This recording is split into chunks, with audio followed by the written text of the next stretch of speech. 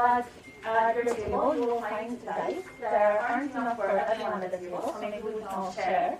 And since you just had your coffee break, maybe we can all get up and get some exercise since you'll be sitting the whole day. So let's all stand up and represent a healthy population. Okay. So if you could share the dice, we'll just be taking turns on rolling this. So I have a few scenarios to identify which of us, now we're all healthy, who of us will be sick, and so on. So let's first roll the dice, and I'll also be part of the sick population. So depending on the number that I get, those that receive the same number as I do will unfortunately fall ill today. So let's all roll. Quickly, just take turns, share the dice on the table. Okay, so my number is 3. So those that have a 3, could you please stand up, and the rest that have other numbers, you can take a seat.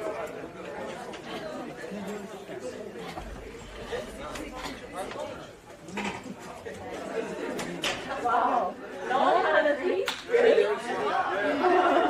Okay, very few. Probability theory is important today. Okay. So you stand. Did everyone else roll? So only the 5 of us had a 3, right? Only the 5 of us had a 6. Okay, let's roll again. And those that have a 3 or above, roll. Did you roll? Of the ones that are standing. If you have a 3 or above, we will require hospitalization. So I will require hospitalization. 1, okay. You will get cured very easily, just with some rest and some staying from home. What is it? 2.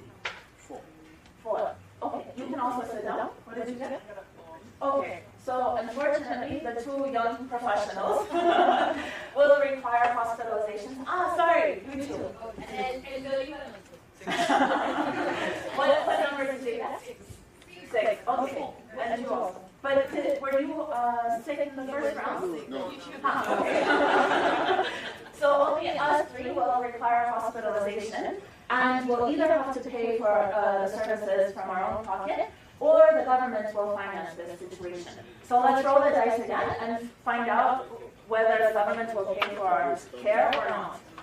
So again, those with a 3 or above will be covered by a government scheme, and those with a 3 or below will unfortunately have to pay out of pocket for the services that they will require. So Naomi, what did you get? 6. Okay, so congratulations, we're both covered by government scheme. 3. Wonderful. Okay, so you are also. So all of us are actually lucky because we are now covered by a government-sponsored plan, which will ensure that we will not have to suffer any out-of-pocket expenditures or encounter impoverishment and catastrophic expenditures. So thank you very much. You can sit down. And of course, this is a very simple illustrative process.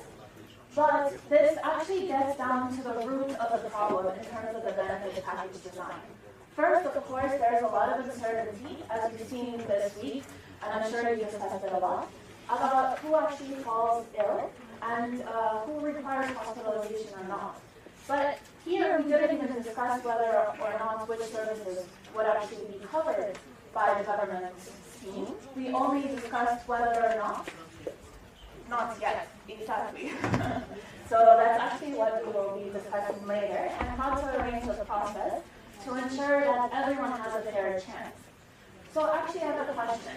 Do you think that this was a fair process? Is this the way that governments should establish their benefits package, simply by rolling dice, or by giving everyone an equal and fair chance? No. Why? It should be based on need. Health is a right. Everyone has a right to health, right?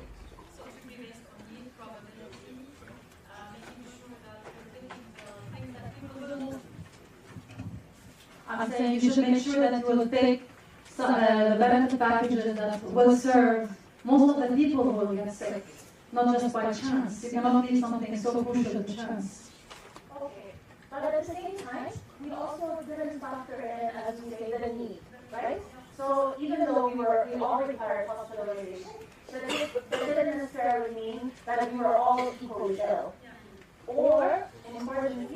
same time, it also didn't take into account the chance of our survival, or the chance that the treatment for us would be actually effective.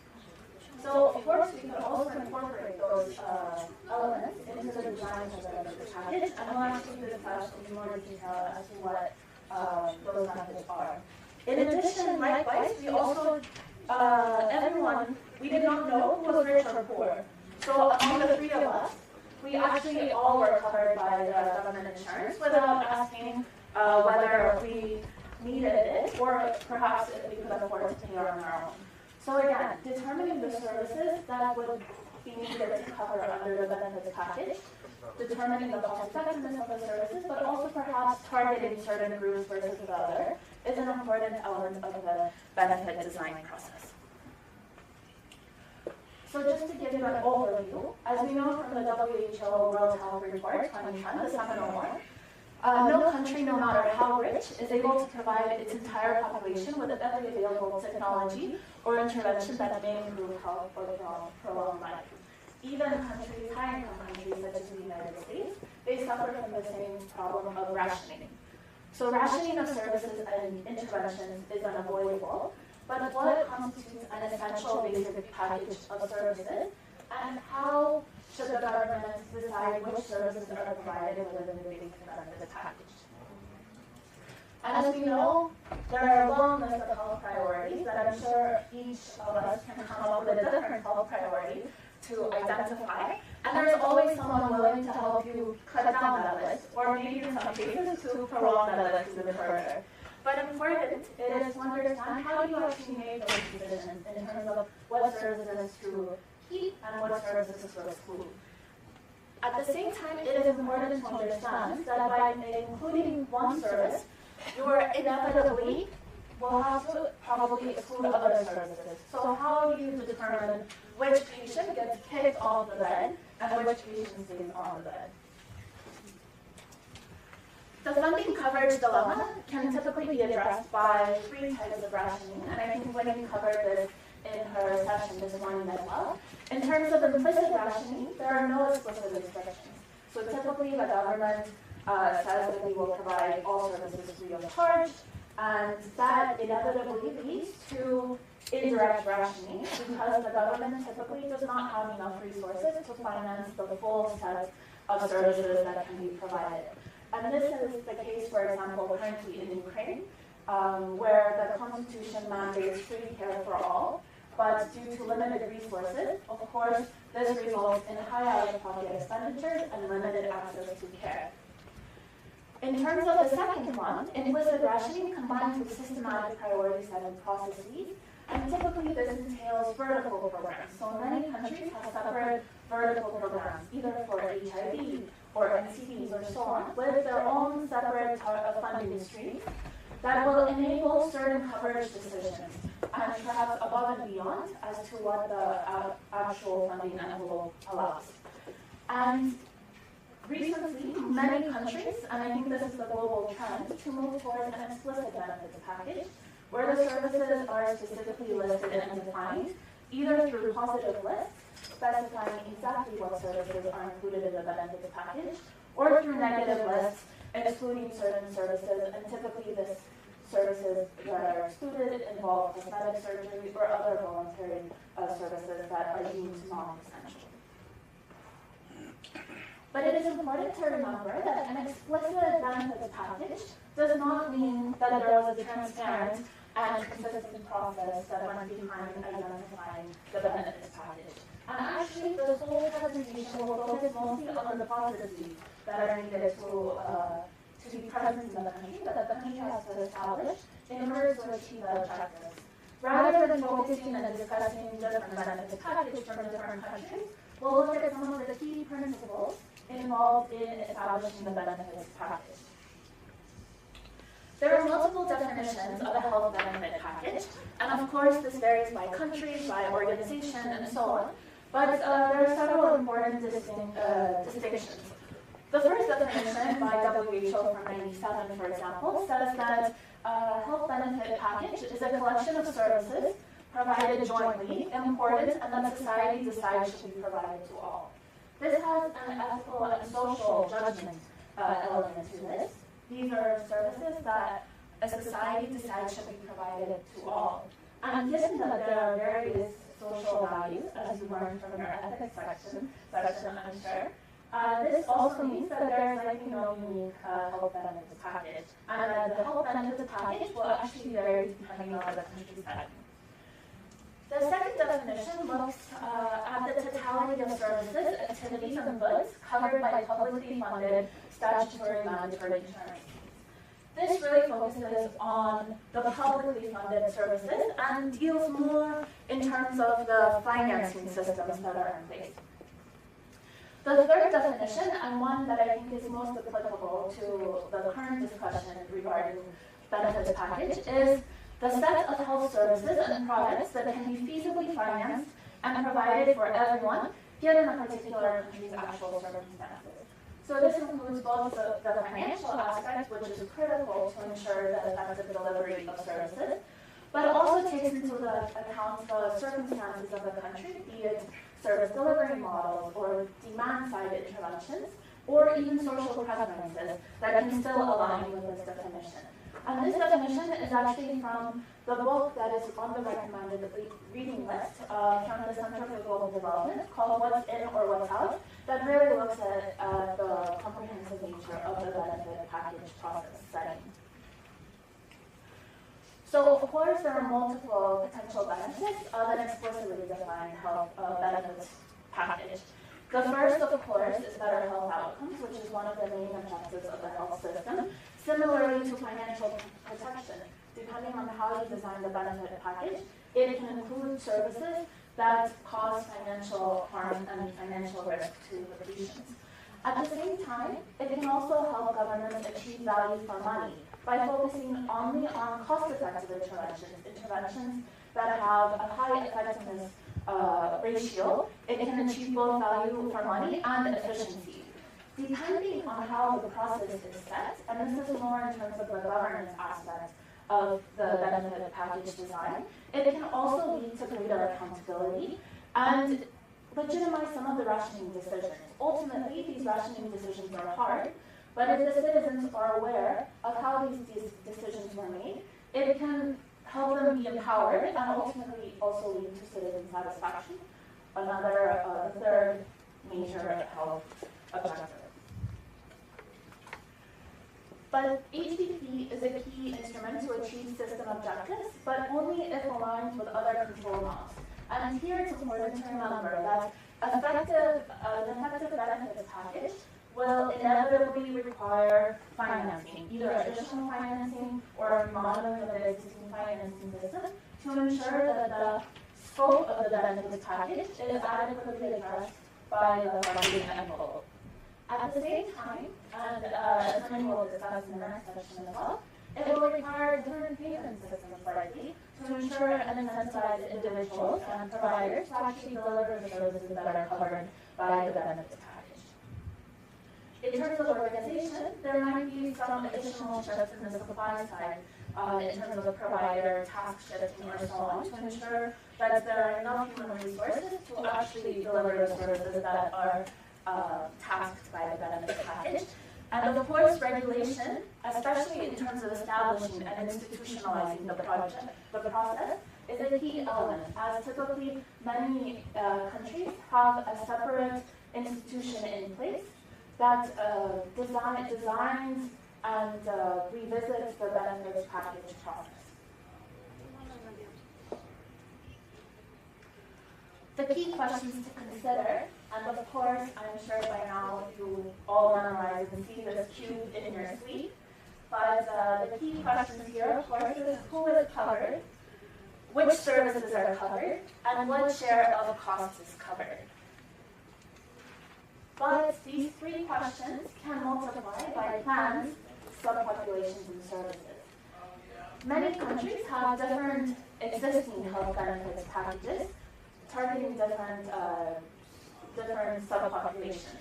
For example, in Turkey, before 2008, they had 4 different groups of the population covered by different schemes, including a separate coverage for the poor called the Green Card program. The civil servants have the highest benefits package with the most expensive scope of services, and also even their separate facilities that were providing the high benefit package. Turkey decided to merge these existing systems under one umbrella, but instead of actually bringing down the civil servants package to the level of the Green Card program, which had the lowest benefit scheme, they brought the Green Card program and other systems to the highest benefits package of the civil servants. Fortunately for Turkey, this was possible because they were experiencing high economic growth, which allowed for the funding envelope to be expanded. In many countries, this decision will not be easy, and perhaps some countries will continue to work towards different benefits package, targeting different groups of the population, or merging them under one, but having a more basic benefits package to ensure the same coverage for all. The key objectives of a health benefits package, similarly to the key objectives of the health system, is of course to maximize health outcomes, to reduce inequities, to ensure financial risk protection, and to increase citizen satisfaction. But this inevitably requires difficult trade-offs. And to address these four objectives, we would require a four-dimensional graph. But for simplicity purposes, if we only look at 2 dimensions, financial protection versus health status improvement, there are several examples where we can see that this decision will not be easy. For example, in the case of simple interventions such as oral rehydration salts, in many countries, this diarrhea affects a large number of children or a large number of the population, and oral rehydration salts are relatively easy, they're very cheap to administer. And as such, they would rank highly on the cost-effectiveness measure. But at the same time, in terms of financial risk protection, because they're relatively cheap, they will rank low on the financial risk protection dimension. Versus an intervention such as a bone marrow transplant, which affects only a small share of the population, but is very expensive to administer, will rank highly on the financial risk protection element. So how does the country decide how to balance these difficult trade-offs? And should you only include interventions that focus on health status improvement and are highly cost-effective? Or should you only focus on interventions that only target financial risk protection? Or do you want a combination of both? And if so, how do you determine how that combination is made? But social values can, to a large extent, determine which trade-offs to make. So actually, this is very timely because this study was published last week.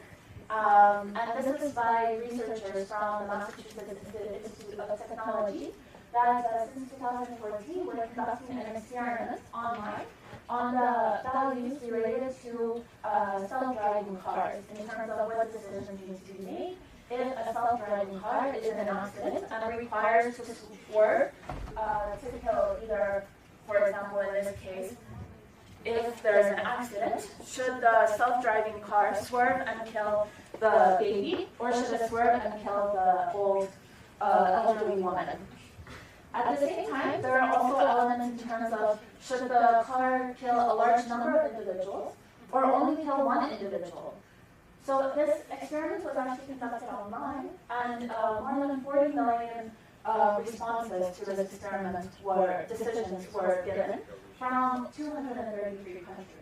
And this is very interesting and very relevant to the design of the benefits package, because this is exactly the decisions that you as the policymakers will have to make.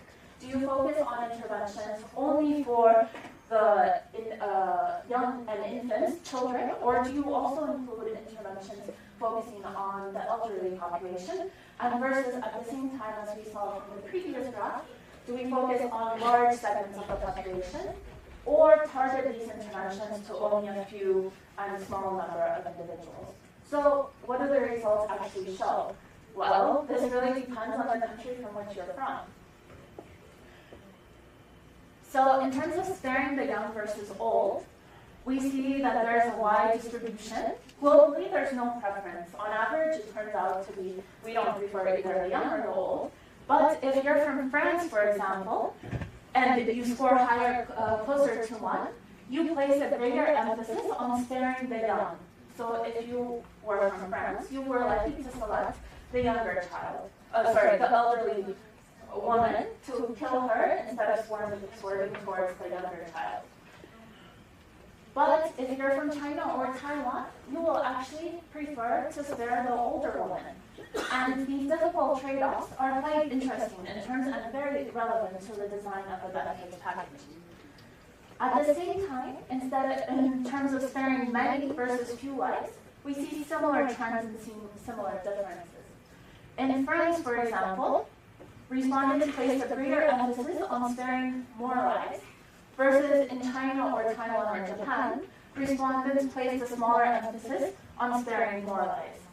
So again, these difficult trade-offs and these societal values, to a large extent, determine which services will be included in the benefits package. But as we all know, the health benefits design process does not only focus on medical services or the medical clinical evidence in terms of delivering the benefits package. This will require expertise from different fields and understanding of multiple control knobs. From the ethical perspective, we've seen that societal values are critical in terms of understanding and delivering the basic benefits package. Similarly, from the financing perspective, it would be important to understand how to balance comprehensive universal coverage with financial sustainability and financial constraints. And for regulation control now, what processes and structures need to be established to determine the standard package, and how will the standard package be kept up to date? And this is actually a critical component to ensure that the package reflects the current technology, the current latest evidence, and also that there's a visibility design incorporated into the process. In the Dominican Republic, for example, the package has not been revised since 2001.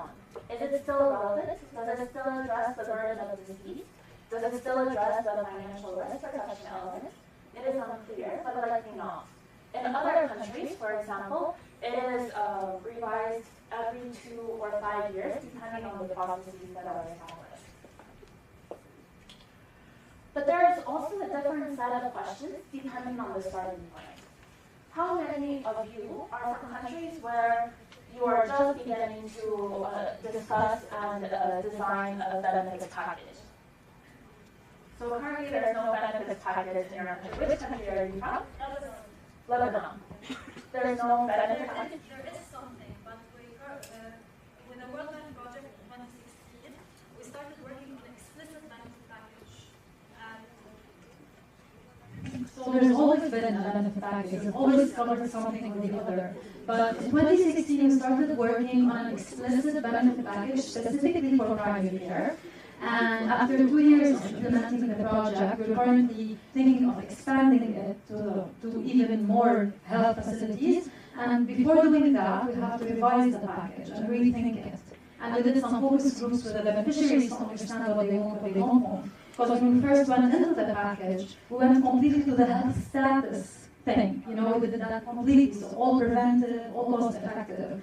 We did not think of financial risk protection. And the reason was, our system in Lebanon is completely biased towards financial risk protection. So things like renal transplant and cancer, chemotherapy are covered, while primary care is not covered. So with our benefit package, we went to the other extreme of covering everything related to health status without going to financial risk protection. And this left a gap in between. So the extreme cases are covered through inpatient and hospitalization. The cost-effective cases are covered with our package, but there was still a gap in the middle. So people would get discovered for certain diseases, but they cannot do the extra tests, the extra diagnostics, to actually know what, the extra stuff. So there was still a gap. So right now we're redesigning the package to address that.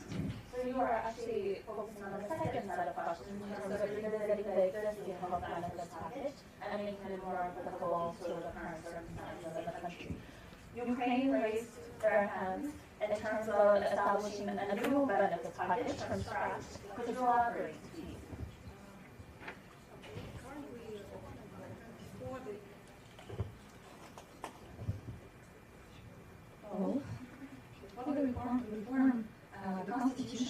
implemented to every citizen, everything is covered. Everyone and everything is covered, which was not in fact delivered and could not be virtually delivered. And with this reform in the healthcare sector, we are approaching next year the challenge to design our first benefit package, which will come into force in 2020. So for Ukraine, questions such as who is the eligible population, what to include in the benefits package, how to finance the benefits package, and of course how to ensure delivery of the benefits package will be more critical elements for the design. But for countries such as Lebanon that already have some existing benefits package in place, it will be more in terms of how to update and improve the benefits package and what to add or exclude from the benefits package. But of course, both sets of questions require difficult political decisions. And these include vested interests, either from certain stakeholders and certain groups, such as provider, patient groups, industries, and so on. But it also requires difficult political decisions. For example, is it politically feasible to leave entire patient groups without access when there's no available cost-effective treatment? If we know that the treatment might only prolong, is very expensive to deliver, and will only prolong a life for a month, is it politically feasible to say that the service will not be covered under the benefits package?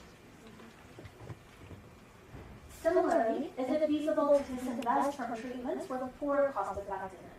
Given that science is constantly moving and developing, it is quite possible that something that is cost effective today might not be cost effective tomorrow, or in fact even affect an effective treatment. But can the government say that we will no longer finance that intervention and instead replace it with something new? Will providers accept that decision? Will citizens accept that decision if they are used to receiving that sort of intervention? But the political problem is not just whether to change, but when to change. What is the right window of opportunity, and when can these processes be established? Again, this is from the book, the What's In, What's Out book, that is on the recommended reading list, which really provides a nice overview of a different set of processes in place in various countries. And while this has 10 different steps, this process, this chain, these steps do not actually have to occur at the same time or in line. So for example, setting goals and operationalize criteria can occur at the same time, simultaneously, to ensure that the process either moves forward quickly or to ensure the coordination between various stages. Perhaps the most important part of this chain is to review, learn, and revise. Similarly, as I said, the example of the Dominican Republic, which has not revised its benefits package since 2001, might make this package obsolete, both from a citizen perspective, from a political perspective, and from a provider perspective. So how can we learn throughout this process in terms of revising the benefits package, and how can we institutionalize the revision of the benefits package? In terms of step one, to set goals and criteria, and of course this is a critical element of the benefits package design, what goals do you want to achieve? Apart from the health system's objective in terms of improving health outcomes, improving financial risk protection, and ensuring citizen satisfaction, are there other elements that the government would like to achieve or for the public to deem the benefits package appropriate? Of course, from an economic standpoint, there are things such as making it financially sustainable, and members from the Ministry of Finance, perhaps for them, that is the main criteria for which they should judge the benefits package. For others, there are ethical principles. What are the societal values? Do we want to focus on equity grounds? Do we want to focus on the old versus the young, the poor versus the rich? There are important trade-offs for each. And of course, from a population health perspective, how do we maximize the health outcomes and improve population health? And similarly, in Lebanon's case, for example, which is now focusing on preventive care and primary care, this is actually also a trend in many countries that have preventive care as one of the criteria for determining whether service is included or not, or excluded from the benefits package. And of course, we want the interventions to be safe and effective and encourage scientific clinical decisions. Unfortunately, we are skipping this part because the internet connection is so poor, but we wanted to make it a little bit interactive to find out which criteria you think should actually be used in the design of the benefits package process. But maybe instead of using the internet, let's discuss this a little bit. Are there certain criteria that are already being used in your countries? If so, what are they? Maybe give us a few examples of the criteria that you are using currently. Any volunteers? Lots of them already told us that it's financial risk protection and health status and cost effectiveness. So those are the three: financial risk protection, maximizing health, and cost effective. Any other examples from countries?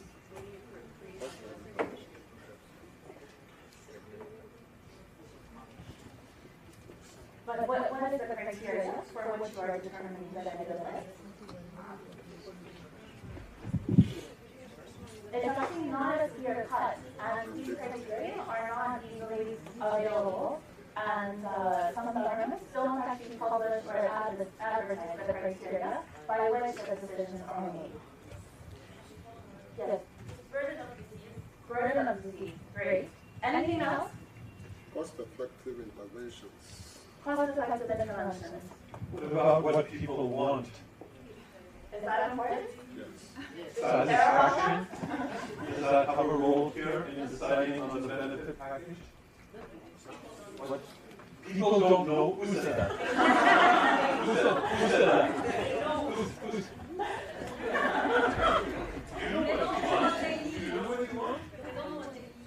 Yeah, people don't know what they need. People may know what they want, but they may not always know what they need.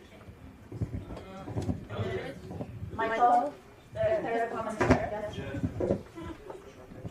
Sometimes, because of selfish reasons, some health professionals actually influence what is included in the benefit. So what does selfish reasons mean? Selfish reasons mean that, for example, certain specialists or specialties who believe that their services should be included. For example, optometrists have a very powerful organization in many countries, very wealthy.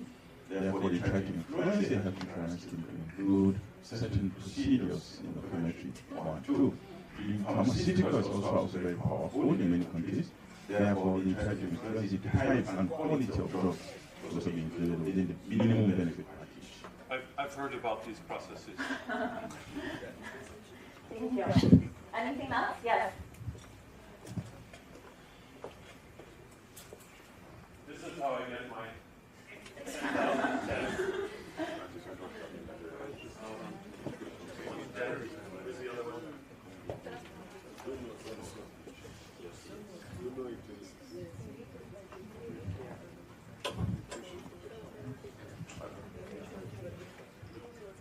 Thank you.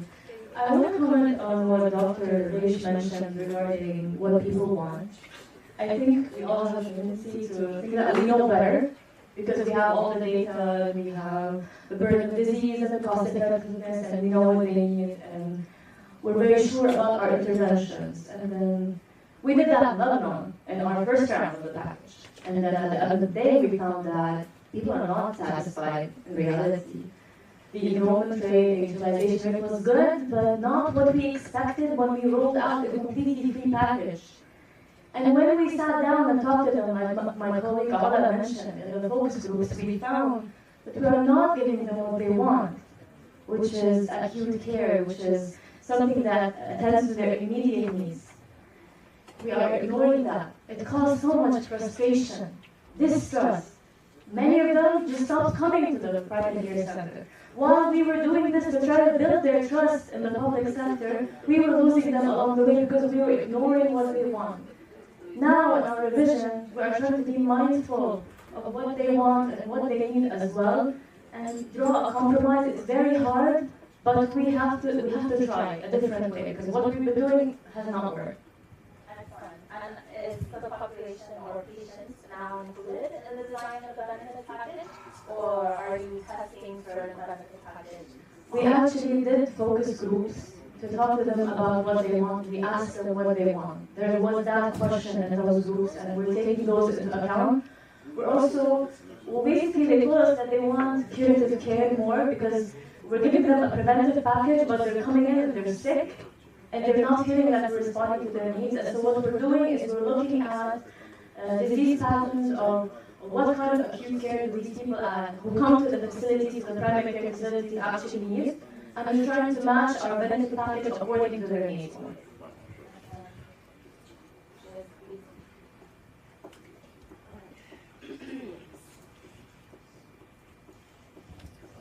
So my question is, let's say that there's a country that's a low-income country, doesn't have all the data.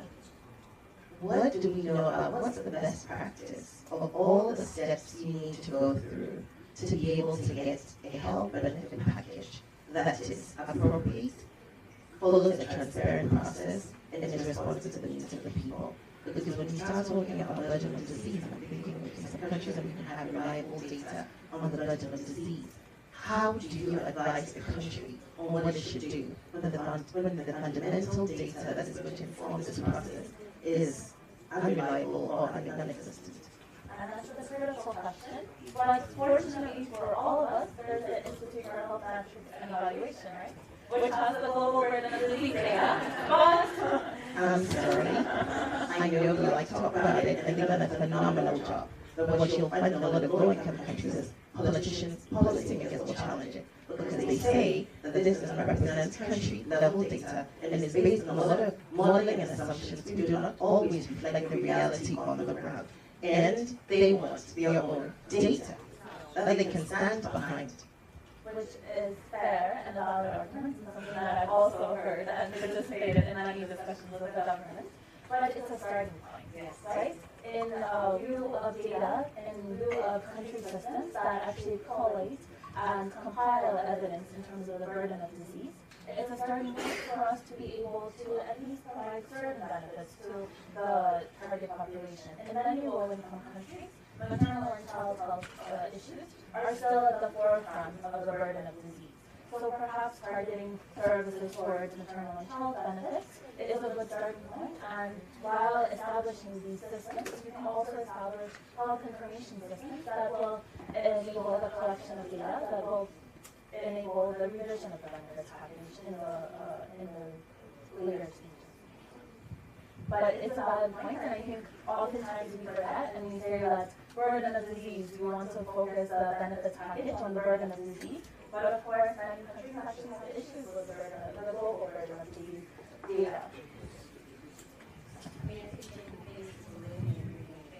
Benefit package, and part of what has happened is that it's regular updating and analysis process in real time. Because even within countries now, you see differences across regions in terms of what the disease burdens are, and so you can't really have a static one-size-fits-all benefits package. And maybe that's a starting point to make it a dynamic, regularly evolving thing. Exactly, and especially in terms of federal countries with large populations, such as Nigeria, such as India, where I work a lot. The National Health Benefits Plan might actually be not applicable or not relevant for many states in the country. For example, in Tamil Nadu, it's the states where non-communicable disease are the prevalent cause of burden of disease. Whereas Uttar Pradesh is still largely reflected in terms of maternal and health outcomes. So how do we define a process that will enable a universal process at the national level, but perhaps with certain tweaking at the state level to ensure that the benefits plan is applicable to all? But going back to this question, what criteria should be used to define a benefits package? So we have financial risk protection, we have cost effectiveness, we have burden of disease. With some questions? Yes, please.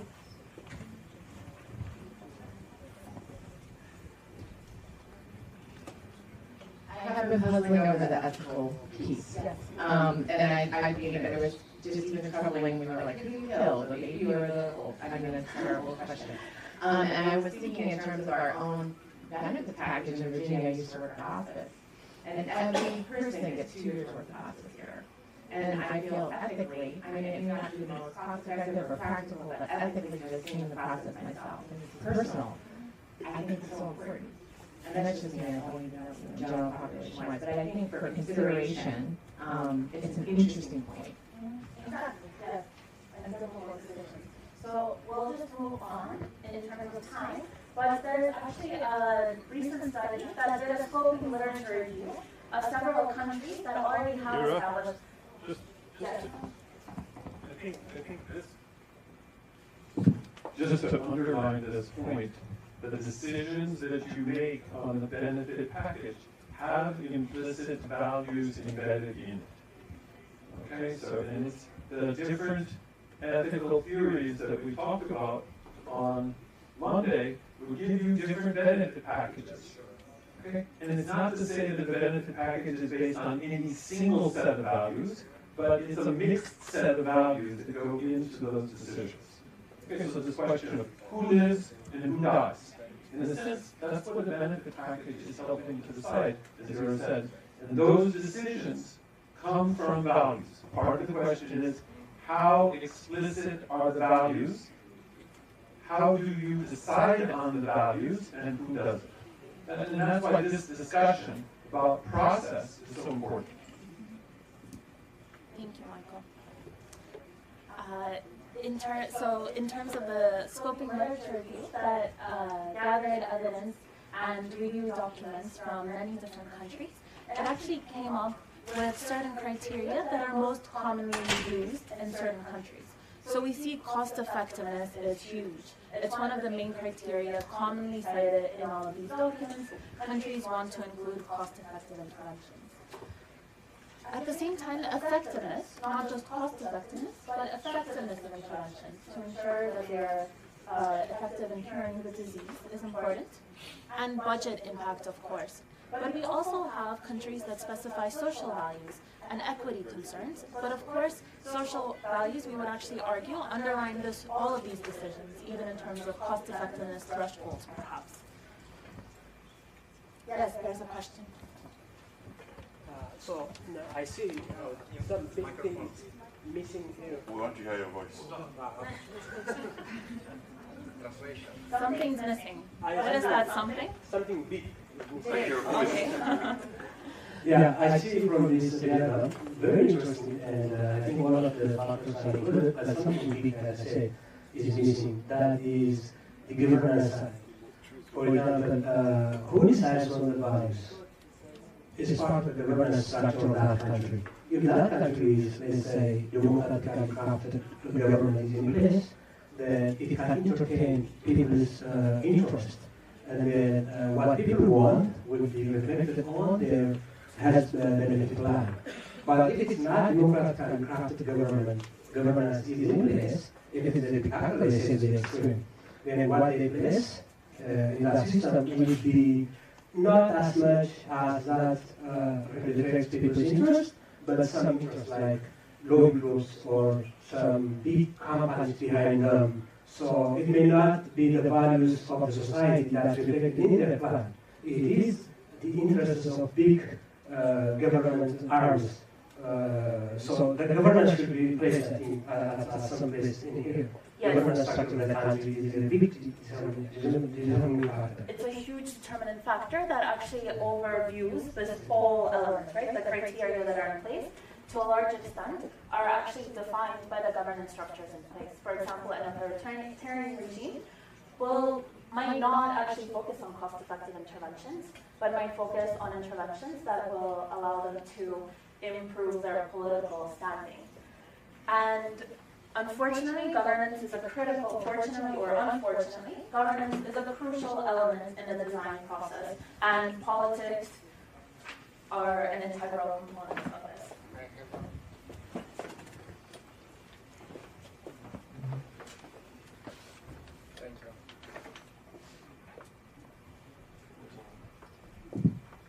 Thank you. Looking on list of criteria, so I see it in green budget impact. This means that we should have also some ideas how much cost this package in higher rate. because we have, or assuming that the package consists from list of services, and assuming that it was selected according to all other criteria, demographical, the burden of diseases, and political other things. Question is feasibly possible to have the entire cost of package?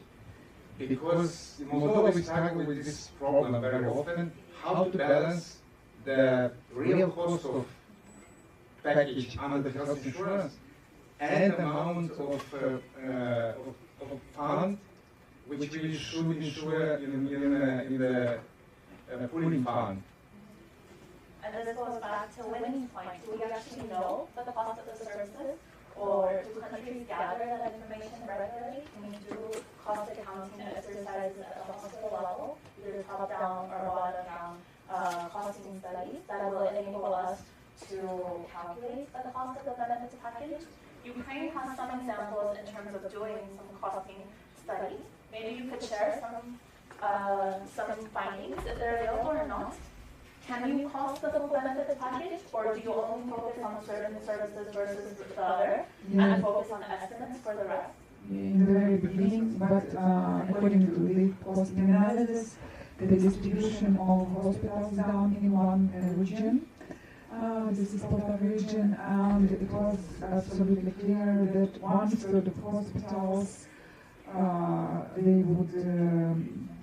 would benefit from the new system of paying for the year-by-year system. One-third would be on the same level, and one-third they are loss makers. So they will be inefficient, and they won't be able to cover the basic what they need to cover. So it's absolutely, and it works in every other region. So one-third is good enough, one-third is more or less, and one-third should be somehow. Yeah. Why is that? The question was, why is that? Do we know? Why do they have different costs? Currently, the system is financing on based on number of beds. The more beds, the more funding. And in case we calculate it on the efficiency, so for example, the number of deliveries in the different hospitals, so then we see that in some rural areas hospital, the cost of one delivery is very similar to the very expensive private clinic in the big city. So because they get cost for number of beds, and they provide the minimal number of deliveries. That is why the cost of these deliveries is very high. So if we are thinking about moving to the direction of cost efficiency, then that kind of hospital should be either closed or we provide through some other services like hospice or whatever. But budgetary impact is a huge challenge and requires a lot of data in terms of both from the hospital accounting side and also from what these interventions will actually entail and what pharmaceutical products or what supplies will be included in the delivery of the intervention. But in general, it's possible, it's feasible, it's realistic, or it's just a utopic dream? It is feasible to get an estimate. The feasibility of an accurate and exact decimal estimate is very low. But once, let's say we have our criteria, we've identified that cost effectiveness, equity, budget impact are the main criteria by which we will design this benefit package. How do we operationalize these criteria and define the methods for appraisal? One common system that is increasingly used in many middle-income and high-income countries is that of health technology assessment, or HTA, which summarizes information about the medical, social, economic, and ethical issues related to the use of health technology. Typically, this entails a cost-effectiveness analysis, but as we know, especially given the points that the burden of disease is typically not known in many low-income settings, this can be a lengthy and costly process. as it not only requires the data on burden of disease, but also in terms of the cost of the interventions and the effectiveness of those interventions. While the effectiveness of the interventions or efficacy of medical interventions is universal in many settings, the cost effectiveness of those interventions actually varies according to country, depending on the delivery system, what it entails to actually deliver those interventions. The cost might be quite different. Even if you take the cost of drugs alone, they vary widely from country to country, so that will also affect the cost effectiveness ratio. Importantly, traditional cost effectiveness also focuses only on two dimensions: improved health versus the cost of actually delivering that one intervention. But what about, as we discussed, other components, such as financial risk protection? Can we include that? Well, luckily for us, there is a new method, an extended cost effectiveness analysis, which does incorporate financial risk protection into traditional cost effectiveness. But there are still other gaps and other elements that cost effectiveness does not cover. And as we see from global experience, it is useful at the margin to tweak to determine which interventions for a particular disease can be included in the benefits package, but making decisions across diseases or across different packages, typically countries do not rely solely on cost effectiveness analysis and have other processes in place. Just to illustrate why cost effectiveness perhaps isn't the most reliable method, we'll look at one example, and actually just to mention briefly, for cost effectiveness, the typical thresholds are, in terms of the incremental cost effectiveness ratio, it is deemed an intervention is deemed cost effective if it costs between 1 to 3 times GDP per capita. So depending on the GDP per capita of the country, that will determine the cost effectiveness of that intervention. So using that threshold of 1 per GDP per capita, a drug that adds 1 year of life to everyone and costs 1 times per capita GDP is highly cost effective, right? We would all want to include it into our benefits package based on the grounds of purely cost effective. Yes? Hands up. Do you want to include this intervention in the benefits package? Yes. Are you sure? Well, for now. For now. But if you do the calculation, this would require that this one intervention, that the healthcare budget, it would cost the entire health budget of the country and the entire GDP. Would it be financially feasible to include this intervention? At that point, no. No.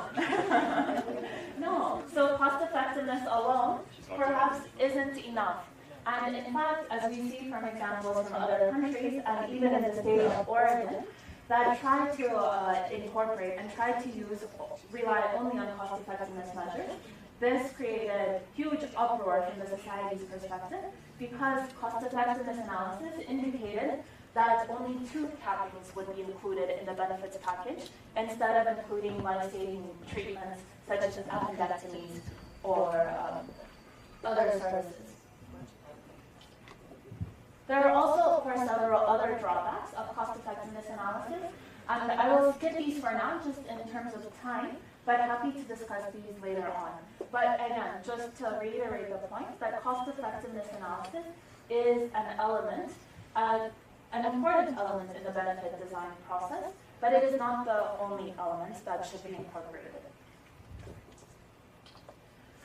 So if we look at the example of CA for priority setting in the case of Oregon, actually, in the late 1980s, Oregon attempted to use only cost-effectiveness analysis to come up with a certain set of benefits packages. Again, as I just said earlier, this resulted in the government prioritizing 2 cappings versus appendectomies or other surgical interventions. 2 cappings? Dental procedures, let's say. Very simple. Was more important than appendectomy. Appendectomy. But I think more sweet. If you have the choice, how many people would like their tooth fixed or their appendix fixed? Tooth? Appendix?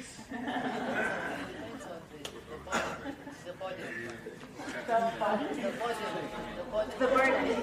Yes, and then also. You have less of appendix. Yes. To And that's exactly how the cost effectiveness analysis. Government pays for it. So would you like to have the government pay for your food? Or the government pay for your penance? It depends on what is happening on the population. And this is also a point that is raised here. It depends on the burden of disease. But perhaps that's also a critical criticism of the cost effectiveness analysis, is that it focuses on the aggregate problem, on the aggregation problem. By focusing on cost effectiveness alone, you choose services that affect a large number of people versus services that affect only a few people. And this is exactly probably the case in Oregon. Perhaps tooth cappings were a bigger issue than appendectomies.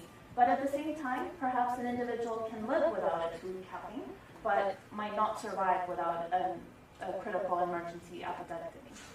So as a result, actually this caused outrage in Oregon, and individuals were not happy with these decisions. The state decided to drop cost effectiveness as the sole criteria for establishing the benefits package, and decided to incorporate value-based judgments into the criteria setting process. As a result, now, frankly, there's a separate committee, there's a separate agency that focuses on the criteria that are used to determine the benefits package. These include burden of disease, the number of people that are affected, whether the service is essential or not, but it also incorporates certain value-based judgments and involves patients and stakeholders from the community as well. They rank the healthcare conditions and treatment pairs in order of clinical effectiveness and cost effectiveness. And this list of services, which you see here, for example, there are certain pairs based on the service provided to the population. This list of services that is identified and ranked by the agency is then given to the legislature, which determines up to which line the services are covered, solely based on the feasibility of the implementation in terms of the budget. So in 2016, for example, 475 conditions were covered out of a possible 665. This means that the legislature does not have any say in terms of re-ranking the services and reshuffling them. They simply focus on and draw a line based on the available budget that the states have. And this process is revised every 2 years. The agency re-ranks the services based on new cost-effectiveness information, based on other value-based judgments. But again, the legislature cuts it off based on the impact of the budget. In other countries, there are different criteria that are used. For example, in the Netherlands, they use a so-called funnel diagram, which was established in 1991 and has several criteria in terms of the importance of inclusion of the benefits package. The first is whether this care is necessary. Does the individual require this care, or is it, for example, elective procedure or surgery?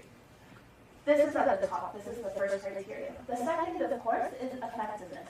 Is there an effective intervention that can effectively address the problem at hand? The third is in terms of efficiency. What will this cost to the government? And do we have an efficient intervention, a cost-effective intervention? This is essentially cost-effectiveness to include it in the benefits package. And the fourth criteria is quite interesting because it also relates to the individual responsibility of addressing that disease or that medical condition. Can the individual afford to pay for that condition or for that service out of pocket? Or is it too costly and will impact the catastrophic expenditure or will result in catastrophic expenditures and so on? So you have these broad solidarity elements, but at the same time you're limiting some of these criteria based on the criteria to determine the basic package. In Sweden, on the other hand, this focuses more on the type of care that the individual wants to receive and needs to receive. And this really prioritizes it depending on the severity of the condition. For example, care of serious chronic conditions like red and acute diseases, and care for reasons other than disease or injury receive a lower priority. Different elements and different processes in both countries, but they all clearly establish their criteria and make it transparent and known to the public. Similarly, in Thailand, which is perhaps one of the best examples from middle-income countries in terms of how to establish a benefits package, and unfortunately we do not have a connectivity, but they have an excellent video that outlines the different stages of this process in terms of the health technology assessment, and the different stakeholders involved in the process, and what their different values and concerns are. But broadly speaking, they have 7 groups of stakeholders that submit topics to the HITA, the Health Institute for Technology Assessment. In terms of prioritization, they use several different criteria. First is the number of people affected, the disease priority or severity, the effectiveness of technology, variation in practice, financial impacts on the households, and equity and ethical implications affecting the poor and diseases. So again, we see some commonalities across different countries. They typically focus on the disease severity, they focus on the cost effectiveness, they focus on financial risk protection, which are important elements in terms of designing the benefits package. They then, based on these criteria, identify prioritized topics, and for those prioritized topics, they do a cost effectiveness and budget impact analysis. Based on that criteria, they then appraise and send the recommendations to the decision-making authority. This is quite a lengthy process, but it's quite a powerful process because it involves various stakeholders, it involves various criteria, and various elements in the design. But ensuring a fair process is perhaps the critical element in terms of the benefit package design, and probably the most challenging element in many countries, as you mentioned, given the governance aspect. Many countries might not be open to having a fair process to establish the benefits package. So how do you at least try to address some of these elements, and how do you encourage governments and show them the benefit of establishing a fair process? So as a professor from Harvard, also Norman Daniels likes to say, and has a whole book on this, is that reasonable people will disagree on fundamental ethical principles. But by establishing a fair, transparent, and deliberative process, results are more likely to be ethically justifiable and accepted as fair. So even though we might not agree on the outcome of or the intervention that was included in the benefits package, because the whole process of determining what was included in the benefits package, we might say that at least the process was fair. But this requires certain elements to ensure this fair process, procedural process. First, of course, and this framework is known as accountability for reasonableness, A for R. First is publicity. The conclusions and the rationale should be publicly available. And this goes to, in terms of citizen empowerment, without knowing exactly what benefits are included in the basic benefits package, citizens might not be aware that when they seek care at the hospital, that those services should be provided free of charge. At the same time, these services should be relevant. So, again, maybe based on the burden of disease, maybe based on existing costs and studies to understand what are actually the relevant services that should be included as part of the basic benefits package. Importantly, there should also be some mechanism for the process to be revised. So if we have a benefits package today, what are the processes to ensure that we can revise it next year or 2 years from now? But importantly also, what if there are certain disputes? What if there's an intervention that perhaps didn't have the necessary scientific evidence at the time of appraisal?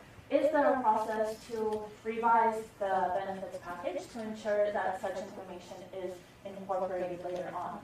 And of course, a critical element is enforceability. So you want to ensure that the first 3 conditions are met. And how can this happen? This is typically through the regulation control norm to ensure that the process is clearly defined by the existing legislation in terms of which agency is responsible who are the stakeholders that are involved in the benefit design process, what criteria are used, how often is it revised, and so on. So there's actually variation across different countries in terms of stakeholder participation. This is an example of OECD countries, and as we see actually, there are certain groups of individuals that are included in the benefit design process. Typically these are citizens or patients, scientific experts, public payers and governments, and healthcare professionals. Only in a few countries are all of these different groups, stakeholders, involved in the benefit design process. Some countries only focus on scientific experts or only include public figures and government. Others only include healthcare professionals, for example, in Belgium, where only their opinion is determined in the stakeholder participatory process. But at the same time, we see also less variation in terms of who actually makes the final decisions. Stakeholder participation is great. It allows us to deliberate, it allows us to identify the key priority areas, but who is the ultimate body making the decision? And typically, we of course see that this is the public payer government. In some countries, in Korea, for example, this is a multi-sectoral process. And Korea is actually one of the few countries that has a separate public citizens committee that is involved in the establishment of the benefits package process, and it actually incorporates some of the accountability for reasonableness elements into the design of the benefits package. And this was the excellent video from Thailand, which I will send a link, and I encourage you all to see, but unfortunately, technology is failing today. But I think it's important to understand that there are complementary policies that are required to ensure that the basic benefits package is implemented correctly. This is, of course, in terms of the financing control amount, in terms of the payment control amount. How do you incentivize providers to actually deliver the services that you've agreed upon and identified? How do you ensure that the budget, and this links to the budget impact of the benefits package, but how do you ensure that there's a financially sustainable way of financing that? And if you're starting a new benefits package, or if you're expanding an existing benefits package, this will likely require additional resources. And how do you establish those resources? At the same time, and I think this is a critical element, is this regulation for accountability. You want to ensure a transparent process for setting priorities in the benefits package, and also ensure that there's some oversight or compliance of providers to ensure that they are actually following the benefits package processes. Do patients actually have access to the benefits package that is set at the national level? How do you ensure that? By monitoring providers, by monitoring patient satisfaction, by collecting various data from health information systems. Please.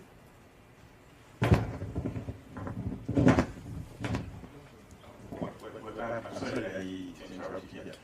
This side is actually very difficult in terms of to assess the quality of service provided by the facility providers, and therefore accreditation as well as monitoring is usually subjective because it is defined by human determination, i.e. the purchaser in this case that is responsible for actually doing monitoring and also assessing patient satisfaction. More often than not, it can be influenced. It can be influenced in many ways. I've seen that in Nigeria, where you set up a system and some people actually attended or you set up the entire process. Making people see they are happy, that they are not. Making providers that are not actually providing the agreed package. And at the end of the day, you don't get results. So what measures or what levers can easily be put to influence or address some of these issues from your experience?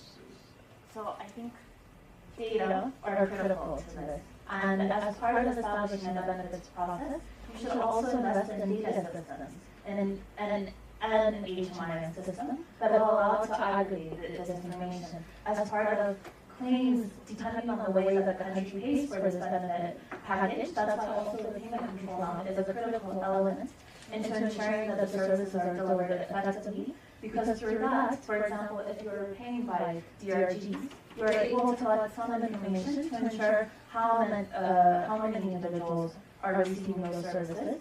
In terms of primary care, perhaps this is more challenging if you're focusing on capitation-based payments and will require different approaches in terms of analyzing which services are provided. Some countries perform random checks of patient records. Some countries, for example, Turkey, calls patients up, a random selection of the sample, to actually check and ensure whether the patient receives that service, which was mentioned in the record. Of course, fraud and certain other elements and subpar quality of care are inevitable, unfortunately, but in terms of establishing the processes and certain checks and balances in the system, there are experience from other countries that can enable this to happen. That is my hope. So I think this is a really important point, and that is that the broader social, political, and leadership context influences the kinds of processes that you can adopt to introduce accountability and transparency into decisions about benefit package. So you mentioned Professor Daniels. Professor Daniels tried for many years means about 10 years, to support the introduction of his principles and a transparent process for deciding on the benefit package in a particular Latin American country, and he was frustrated every time. And basically, the people who were making the decisions, this was over which procedures were reimbursed and covered for high-cost, catastrophic procedures. They did not want the process to be transparent, or they did not want people to really understand what was in, what was out, and how those decisions were made. Excellent point, and we won't name the country. No, South America. Latin America, but not the country name. It's close to this country. We know. It's any country. It's any country. Any country, of course. But we do see good examples, for example, from Korea, which is able to ensure a transparent process, and actually was surprised because initially they incorporated citizen feedback through various stages, experimental stages, which showed that patients did not only want to constantly expand the scope of the benefits package, but by giving them information on the cost effectiveness, by giving them information on the financial sustainability of the system, they were willing to pay more and perhaps increase their premiums. So the situation in Korea was, the article about that is published in my journal. It was done by people who had studied in our group with Professor Daniels directly and studied with me. They went back to Korea and they happened to be in key positions where they, at a particular moment in time, where they could introduce it. So all of you have the responsibility and the opportunity, perhaps, once you go back, to test and try some of these elements. So I think we're running out of time, but just to wrap up, designing a basic benefits package involves difficult decisions and trade-offs, both from medical, social, economic perspectives, and typically requires changes in other control norms in terms of the financing, in terms of the payment, in terms of regulation. It is important to institutionalize the process to ensure transparency, and hopefully you will all go back to your respective countries and attempt to do that. But it is important to remember that certain elements, de-jure benefits package does not ensure a de facto benefits package. It will depend on the supply side interventions, on the payment side interventions, availability of providers, geographic access to interventions, and so on. And of course, sustainability of the universal health coverage program may be compromised if HPP setting is not undermined by good analysis and projections. And this is a critical element of the benefits package process in relation to budget impact and fiscal financial sustainability moving forward. So thank you very much. Wow.